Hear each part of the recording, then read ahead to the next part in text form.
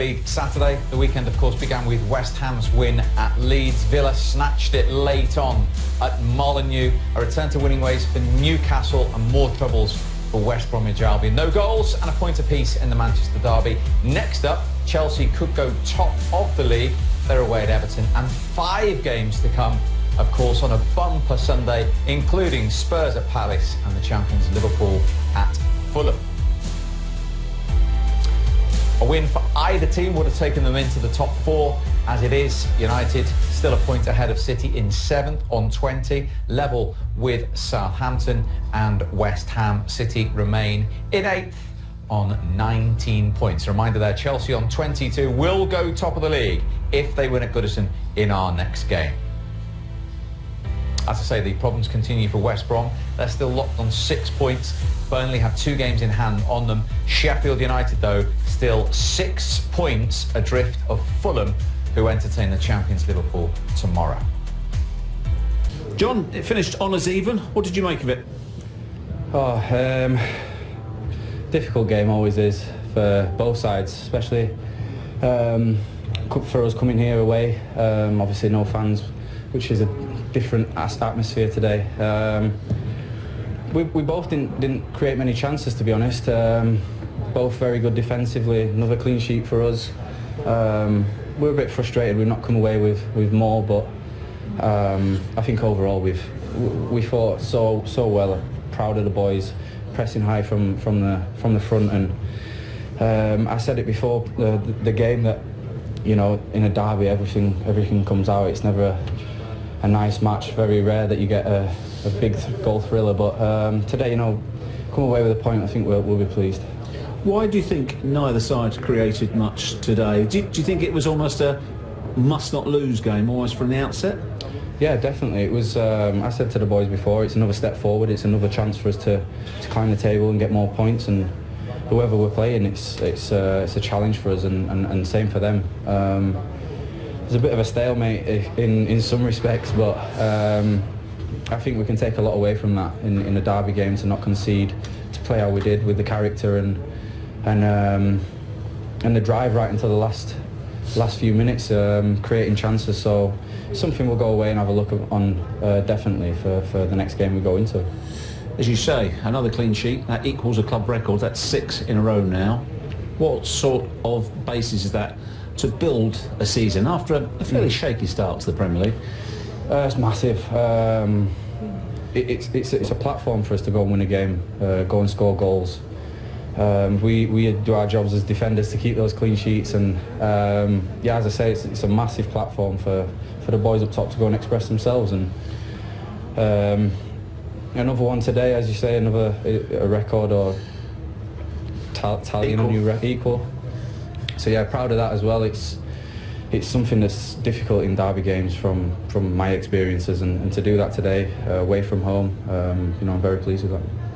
How much difference do you think it made with no fans in here today to make it almost an un-derby-like day? Yeah, the derby's, it's a massive occasion for us as players, and more for the city, for the fans.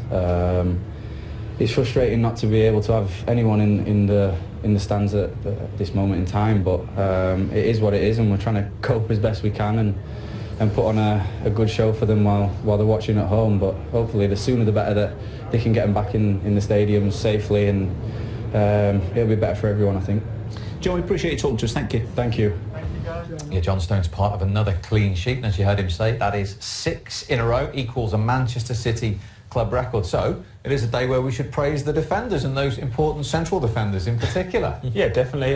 Probably a slightly subdued interview there from John Stones. You'll be frustrated they didn't win the game, but I'm sure he's aware of the record in terms of clean sheets, and that'll be confidence for him and the team. And he touched on it being a platform. Yeah, there's been times in recent seasons Man City haven't been able to rely on their defence, and at this moment in time they're not scoring as many goals as obviously you would like to see, but they were able to rely on that side of the game, which is important going into the final stage of the season. And we touched on him personally before the game. Another decent 90 minutes for him alongside Diaz? Yeah, definitely. Again, I think it's important for John Stones not to make any errors, not to be on anyone's highlight reel for doing things that defenders aren't recognised doing, and he's understanding the basics of the game are going to keep him in the team and keep him in high regard.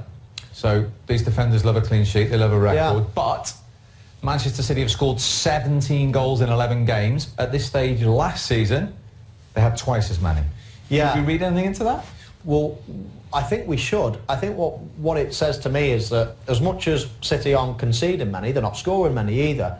And for a defender, from Jolien's point of view, it's a benchmark. Of course it's great keeping clean sheets for an attacker. Scoring goals is what you want to do. But you will often see, it's about getting the balance right. And at the minute, the balance is obviously not right. They're not scoring half as much as they were. So, you know, you've seen Scholes' teams in the past, you know, if they win 4-3, then, you know, people say, oh, can you defend a little bit? But no, that's just the balance of their team. That's what they do. And at the minute, I just think it's not quite there. So, yes, they're conceding very few goals at the minute, but they're not scoring. So they're a little bit tentative, let's say, maybe playing two midfielders today. They wouldn't have normally done that in the past. So there are mitigating circumstances. You've got to scratch a little bit under the surface to see them. But of course, for the defender's point of view, it's a great record to have. And United limited them today, but probably the best chance of the game was in the first half, started by John Stones, ironically enough, inside his own penalty area.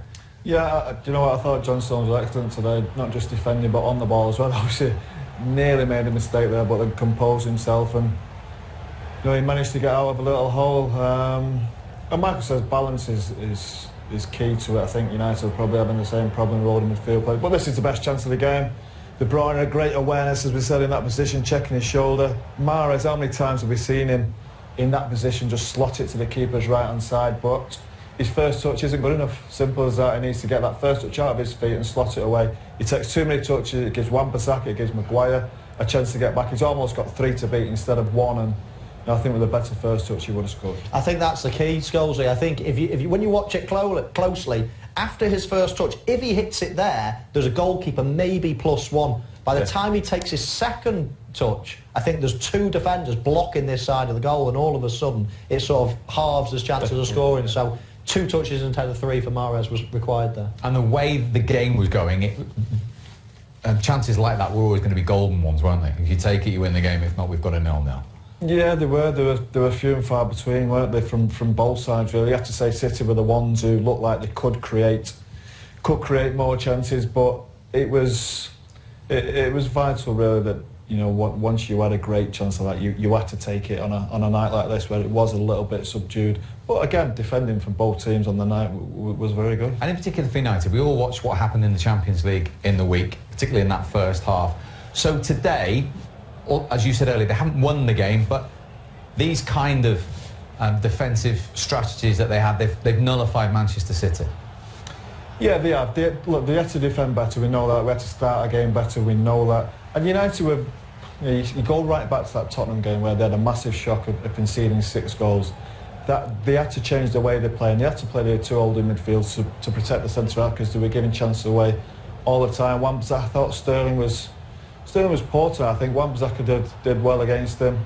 And these are the blocks, the last minute blocks that they really haven't been making. And City, I think on another night, could have won the game. I don't think United created enough to win the game. But defensively, like again, Wan-Bissaka, he throws himself into challenges like that. Lindelof was as good as probably he has been. Maguire was good, but they have that protection. And we talk about that protection, it takes away from the attacking side then, because you think of the chances United created, I can't think of any, really.